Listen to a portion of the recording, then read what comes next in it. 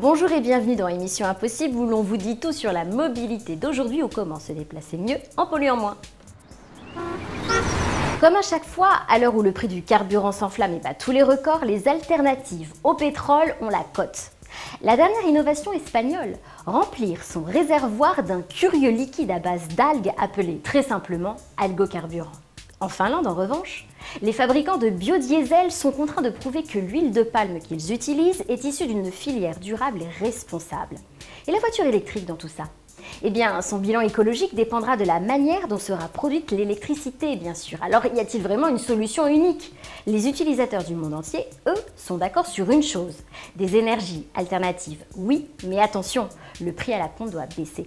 Le soleil d'Alicante est une mine d'or. En plus d'attirer des milliers de touristes, il permet d'ores et déjà de créer du pétrole artificiel. Ces tubes contiennent du CO2 provenant d'une usine à béton, des microalgues, des nitrates et des vitamines. Exposés au soleil, ils produisent de la biomasse. Le secret le mieux gardé de l'entreprise BFS qui a inventé le procédé est la composition de ces petites bulles blanches, les catalyseurs, qui permettent d'accélérer le processus organique de reproduction des algues. Las microalgas se reproducen mediante mitosis. Tienes que partir de una concentración inicial y en torno a 24 horas vuelves a tener, quiero decir, tienes el doble de microalgas que tenías initialmente. Le système semble infaillible. Les ingrédients du cocktail, à savoir les algues, le soleil et le CO2, sont inépuisables à la différence du pétrole fossile.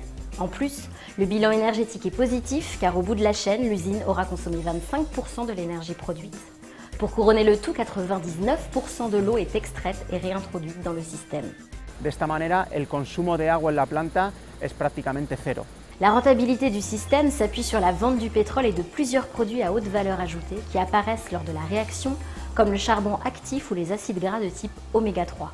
Este es el resultante de la transformación que sufre la biomasa obtenida tras la separación mecánica una vez sometido a nuestro proceso patentado, proceso termodinámico. Le pétrole bleu pourrait être raffiné, transformé en carburant et mélangé à de l'essence d'origine fossile.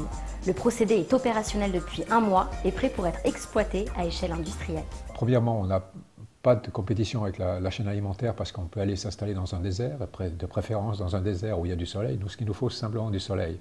On ne va pas prendre l'espace des terres arabes. D'autre part, on capte du CO2 et on diminue le CO2.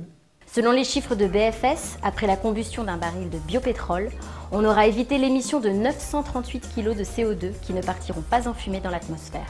La production de biopétrole limiterait ainsi le changement climatique.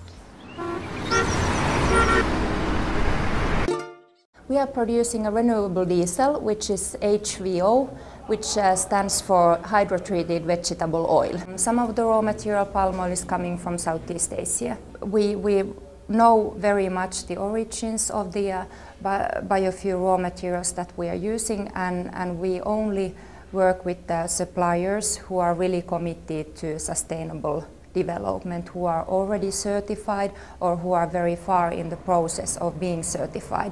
And of course in Europe the markets are very much regulated. We agree with the criticism on the challenges that today the biofuels producers are constrained with the same type of raw materials that are used for food production, and that's why we also see that it's very important to increase the choices for raw materials.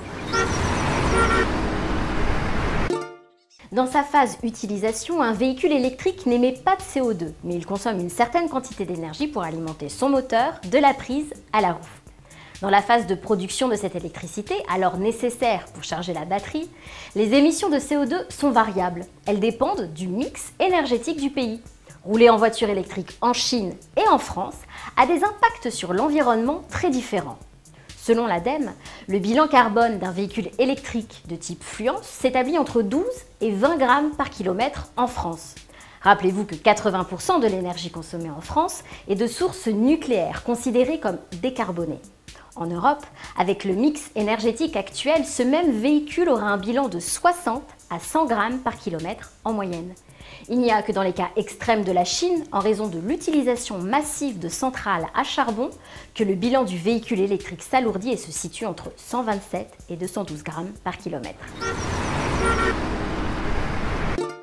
Émission Impossible, c'est terminé pour aujourd'hui, mais je vous invite à nous suivre sur ecomobilité.tv. Pour ma part, je vous dis à bientôt pour une nouvelle émission.